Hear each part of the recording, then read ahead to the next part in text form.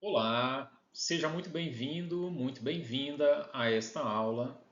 Eu preparei ela exclusivamente para familiares que têm ali o seu jovem em tratamento psicoterapêutico comigo, para eles entenderem um pouquinho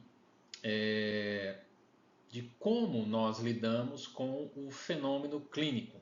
Então, vamos pensar o seguinte: o que eu estou chamando de fenômeno clínico? Tudo aquilo que o homem pensa, sente e faz.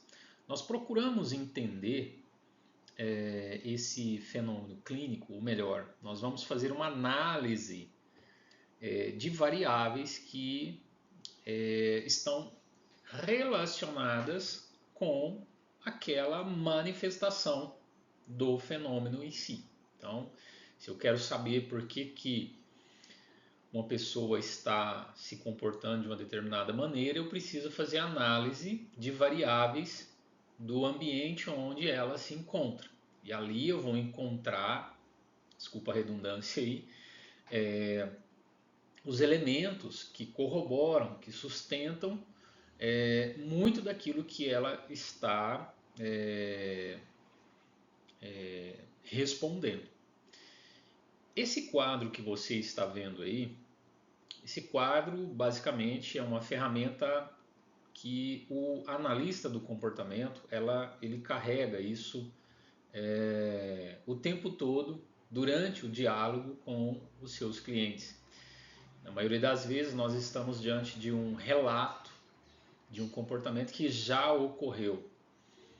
E a grosso modo, eu te convido a fazer a seguinte analogia aqui, para as coisas irem ficando um pouco mais práticas, mais simples. Quando nós olhamos para o fenômeno que nós estamos querendo conhecer, identificar, analisar, procurar entender por que ele ocorre, o que está influenciando ele, o que poderia não influenciar, é muito interessante a gente pensar comportamentos alvos a fortalecer e comportamentos alvos a enfraquecer. Logicamente, o que eu estou chamando de comportamento? Na verdade, eu estou reproduzindo o que a literatura analítico-comportamental defende. Ou seja, comportamento é tudo aquilo que a pessoa pensa, sente e faz, a depender dos contextos onde ela se encontra. E aí eu preparei aqui uma simulação de um caso hipotético para entendermos.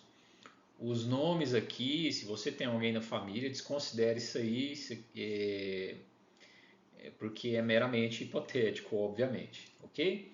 Vou até pegar aqui a caneta laser aqui, o ponteiro, na verdade, para ficar mais fácil a ilustração. Então vamos lá. Digamos que eu quero entender por que esse fenômeno ocorre. Qual fenômeno? Por que o Pedrinho bateu no coleguinha dele, no Marcelinho? Perceba que o verbo ali ele está em destaque, porque é ele que me interessa. Eu quero saber por que esse fenômeno ocorre. Então você percebe que eu coloquei o comportamento do organismo analisado, o qual eu quero entender melhor, quero compreender melhor por que aquele fenômeno está ocorrendo, na coluna do meio. Perceba que na coluna da esquerda aí está escrito antecedentes. Isso significa que alguma coisa vem antes desse comportamento ocorrer. E, consequentemente, temos aí uma coluna das consequências. São as consequências, desculpa aí, faltou um S aqui, consequências imediatas. Então vamos analisar o seguinte. Digamos que o Pedrinho bateu no Marcelinho. Eu vou procurar saber onde que isso aconteceu. E aí?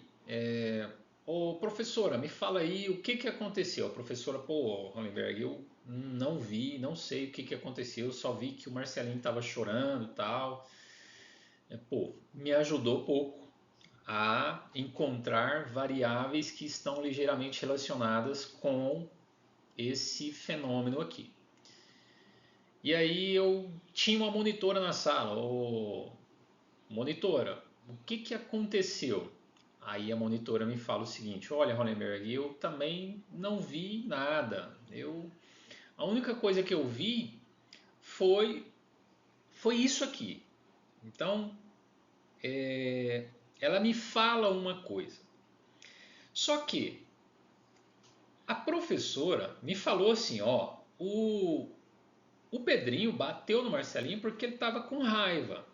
É muito comum nós termos aprendido ao longo do nosso desenvolvimento que as nossas emoções são causas de comportamentos.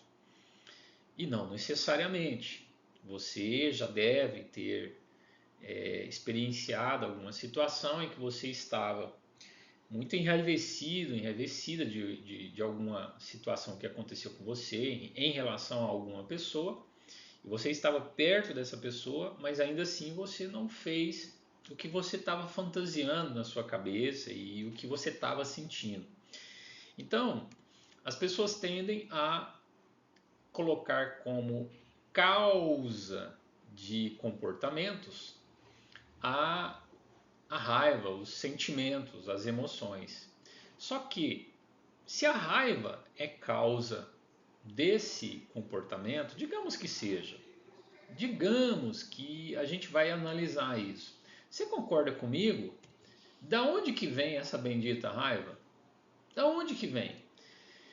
Então, quando eu faço essa próxima pergunta, eu já percebo que a raiva não é a causa. Eu percebo que houve uma situação prévia, antecedente, que serviu de ocasião, que influenciou esse sentimento, aí, essa manifestação chamada raiva. Portanto, a raiva não vai ficar aqui. Ela também é sentida concomitantemente ao comportamento de bater. Portanto, ela não é causa de comportamento. Tudo certo? E então, beleza. Eu ainda não encontrei os elementos. Agora voltamos lá no que a monitora falou que viu. O que a monitora viu? A monitora, quando eu pergunto, ela me fala isso aqui. Hollenberg, a única coisa que eu vi foi que quando o Pedrinho bateu no Marcelinho, imediatamente o Marcelo largou a borracha do Pedro. Opa! Então agora eu tenho uma pista do que pode ter acontecido antes. E eu quero te chamar a atenção para a seguinte questão. Fique tranquilo, pois é nessa hora que muitas pessoas falam assim, mas não justifica o Pedro bater para pegar a borracha de volta. Eu não estou justificando coisa alguma aqui. Não estou justificando nada. Eu estou, na verdade, analisando. Então, saia dessa posição. Não estamos aqui justificando nada. Estamos tentando entender o fenômeno. Então, agora você concorda que nós já sabemos mais ou menos do que aconteceu antes, né? Ou seja, o Marcelinho pegou a borracha do Pedrinho. Beleza, encontrei os elementos da tríplice contingência, que é esse quadro aí. Agora eu vou fazer a seguinte, não para aí, não para, não para. Agora eu vou fazer algumas perguntas e você vai acompanhar comigo. Ora, o que será que acontece se o Marcelo pegar a borracha do Flávio, do Gustavo, o Henrique pegar a borracha do Marcelo? Bom, vou perguntar à professora. Professor Hollenberg, eu já vi isso acontecendo assim. Eles não têm o hábito de bater. Então isso já me coloca com a antena ligada aqui. Vamos analisar uma outra coisa? Presta atenção nessa consequência. Ignora por enquanto essa sigla aqui, esse SR positivo aqui, mais. Ignora isso. Veja bem, quando quando o Pedro bateu, você concorda comigo que ao usar esse comportamento, uma consequência apareceu. Tá aí. Quer dizer, a própria contingência não deixa a gente mentir. Né? Os fatos estão aí. Então, quer dizer, quando ele usou aquele comportamento, tão logo que ele usou aquele comportamento, aí vem o nome agora da ferramenta. Ó, contingentemente ao fato dele ter batido, a consequência que seguiu foi ele conseguir, ele obter de volta a borracha que era dele. Perfeito?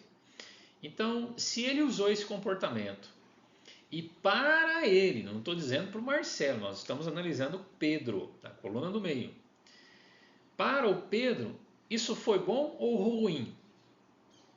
Ele obteve o que ele queria de volta. Não, calma que você pode estar pensando, ele vai ser expulso. Tudo bem, isso é outra coisa que vai acontecer depois. Eu quero saber agora, nesse exato momento que ele bateu. A consequência imediata. Olha lá o nome imediato. Ó. Foi ruim ou foi bom para o Pedro? Concorda comigo que foi bom para o Pedro. Se foi bom, a tendência é que esse comportamento aumente de frequência ou diminua de frequência. Bom, eu creio que você já deve ter a resposta. Só que tem uma outra questão. Isso aqui é uma consequência imediata, que o Pedro entra em contato instantaneamente com ela. E ao passo que esse comportamento nele vai sendo fortalecido, ele também vai aumentando a predisposição para futuros comportamentos, futuros desfechos acontecer com ele ao longo da vida dele. Sim ou não? É inevitável isso. Só que esses contextos ainda não chegaram, porque a única coisa que chegou foi a borracha ali de volta para ele. Tudo bem? Vamos ver quais são essas prováveis, essas possíveis situações futuras que virão a acontecer com ele. Deixa eu fechar aqui a câmera. Olha só. Vamos lá. Ó. Tendência de bater, dificuldades para solucionar problemas de uma maneira assertiva, problemas de relacionamentos. Concorda comigo? Tudo isso aí é muito provável que há de acontecer com ele aí no futuro. Vamos seguir em frente aqui então. Bom, eu quero analisar de onde vem esse comportamento do Pedro. Percebam que as três colunas estão aí, ó, com as devidas variáveis. Perceba que surgiu agora uma quarta coluna, que a gente chama de histórico de contingências. Ela parece o histórico de vida, mas ela tem um significado diferente que eu vou poupar você dessa explicação aqui agora e vou deixar como está aí, histórico de contingências. Quer dizer, eu quero procurar agora no histórico de vida do Pedro se ele teve exemplos de usar esse tipo de comportamento que ele usou aí para obter a borracha dele. Tudo está me sinalizando que o Pedro tem uma maneira peculiar de solucionar problema. Tudo me sinaliza que esse comportamento do Pedro ele já ocorreu em ocasiões futuras, porque tão logo que o Marcelo pegou nas coisas dele, ele já agrediu. Então isso me dá condições de prever o que o Pedro fará em uma situação similar. E aí, para que eu tenha melhor descrições acerca desse comportamento do Pedro, eu vou chamar logicamente um adulto que responde por ele, pai, mãe, vô, vó, padrasto, madrasta, enfim, quem quer que seja. Gente, isso aqui é uma suposição, uma hipótese, que não é cliente meu, tá? Vamos lá. Então aí eu coloco, chamo, digamos, eu chamo a mãe. Quando eu chamo a mãe, apareceu aqui de novo, vamos lá. Eu chamo a mãe e olha o que eu escuto da mãe. A mãe fala que o pai realmente era bastante reativo com os filhos, batia com muita frequência nos irmãos do Pedrinho. Os irmãos batem uns nos outros, inclusive o próprio Pedrinho, para obter vantagem no sofá, na vasilha de pipocas, no controle da televisão, no controle do videogame, no jogo, enfim, etc. e tal. Ou seja, ele bate para obter vantagens. Eles também presenciavam o pai oprimindo, brigando, batendo na mãe. E outra coisa que eu escuto, ou melhor, que eu não escuto, é alguém ensinando o Pedrinho a solucionar problema de uma maneira assertiva. Tá? Pode ser que eu até ouça isso, e eu vou explorar isso com muita cautela, porque de repente eu escutei isso, mas pelo visto foram poucas vezes, ou não foi tão eficaz.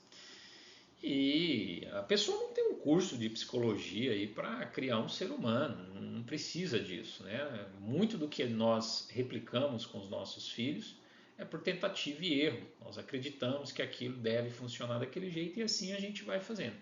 Então agora você concorda comigo que nós já temos condições de analisar de onde que vem esse repertório no Pedrinho. Sabe aquela infame frase, não faça o que eu faço, faça o que eu falo? Isso não funciona. As crianças aprendem muito por exemplos. É uma das formas. Outra é por tentativa e erro, é interação com as contingências em si, é fazer e ver o que acontece. Então, Pedrinho, em algum momento, tomou um brinquedo do irmãozinho mais novo, funcionou, deixou o irmãozinho lá chorando e ele se safou com o brinquedinho, achando que estava tudo certo. Então perceba que agora eu tenho muitos elementos para entender que esse comportamento de bater tem uma tendência de alta e agora eu preciso modificar esse comportamento. Obviamente eu preciso enfraquecer esse padrão de comportamento. A melhor maneira da gente enfraquecer isso é fortalecer um comportamento assertivo. Você deve estar se perguntando, tá? Como que vocês fazem isso? É fortalecer um comportamento assertivo. Ao final desse vídeo, eu vou deixar uma descrição. Por favor, leia ela. Se você está se interessando por isso aqui, se você quer conhecer um pouco mais sobre essas ferramentas de enfraquecer, fortalecer padrões de comportamento, eu tenho um outro mini programa exclusivamente para pais. Vários já adquiriram ele. Depois você acessa ali para você conhecer, tá? Para você conhecer, tá bom? Enfim. Então, eu tenho agora condições de estou sabendo de onde que está vindo, agora eu já sei por que ele faz isso e eu preciso modificar esse padrão de comportamento nele. Tudo bem? Bom, então, só para clarear aqui, aquelas siglas, o SR positivo, que estava lá na coluna, na primeira coluna, né, na primeiro slide que apareceu para você, né, quando o Marcelo entregou a borracha do Pedro. Tinha uma sigla, vamos conhecer agora essa sigla? Ó, consequências que aumentam o contato com prazer fortalecem o comportamento que a produziu. Então, consequência que aumenta o contato com prazer, com estímulos prazerosos, que a gente chama reforçadores. Não dá para definir meramente ali prazer, tá? Eu coloquei de uma maneira mais simples possível para ficar mais compreensível. Então, todo comportamento seu, meu, de qualquer indivíduo, organismo que produz uma consequência prazerosa para ele, a tendência é que aquele comportamento se repita. É o que está sendo dito aqui. E aí a gente classifica esse comportamento, essa consequência como uma consequência reforçadora positiva.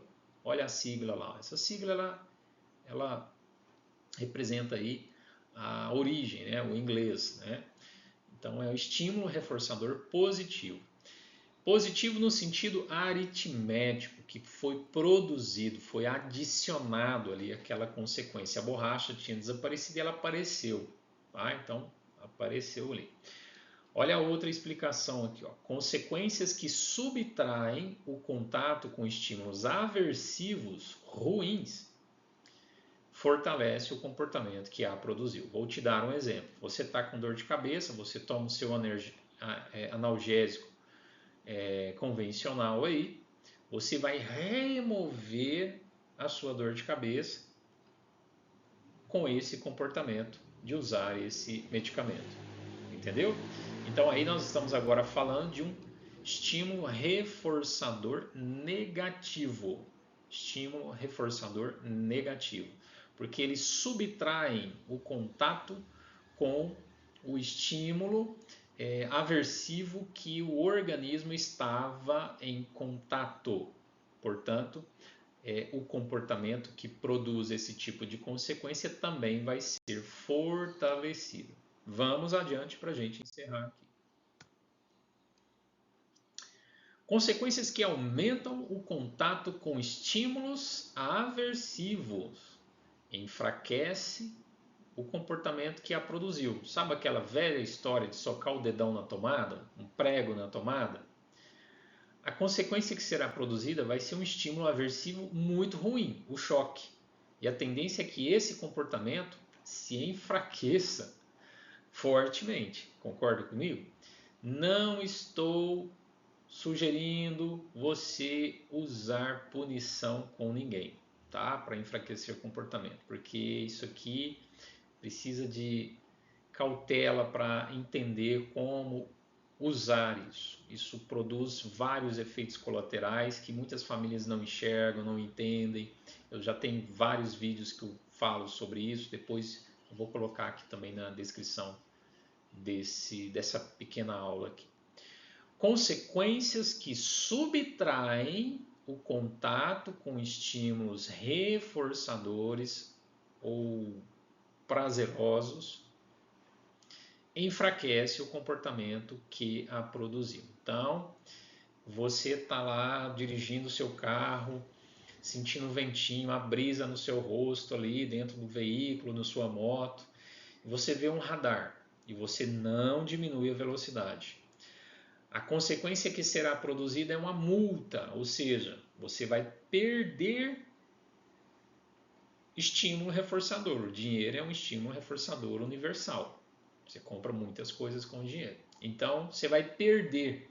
Então, por isso que está agora o P de punição, SP negativo. Porque está subtraindo estímulos bons que você tinha contato com eles. Então, a criança fez uma coisa, você tira o videogame dela. Aí sim você está usando dependendo da situação, você está usando uma punição negativa. Bom, basicamente é isso. Reassista essa aula quantas vezes você quiser para você ficar craque aí nessas descrições. E agora você tem um pouco mais de ciência de que existem variáveis que estão influenciando a predisposição de um organismo se comportar como ele se comporta. Temos vários exemplos. Então, se a criança ela começa a chorar, e olha que curioso, agora, quando a criança está chorando próximo a nós, nós podemos analisar o nosso comportamento. Aquele som, aqueles gritos dela, é um estímulo aversivo, que nós vamos nos comportarmos para ficarmos livres dele. Na grande maioria das vezes, aí que mora o perigo. Por quê? Porque muitas famílias vão lá e fazem o quê? dão o que a criança quer para cessar aquele estímulo aversivo. Quando eles fazem isso, o que eles estão ensinando para a criança? Repetir aquele mesmo padrão de comportamento. Percebe como que a coisa vai agora ganhando mais entendimento? Bom, espero que você tenha apreciado. É isso aí, não vou me estender mais. Qualquer dúvida, me chame, tem meus contatos, eu vou deixar embaixo aí. Eu faço questão que você analise o programinha lá que eu falei, tá bom? Valeu, muito obrigado, até a próxima.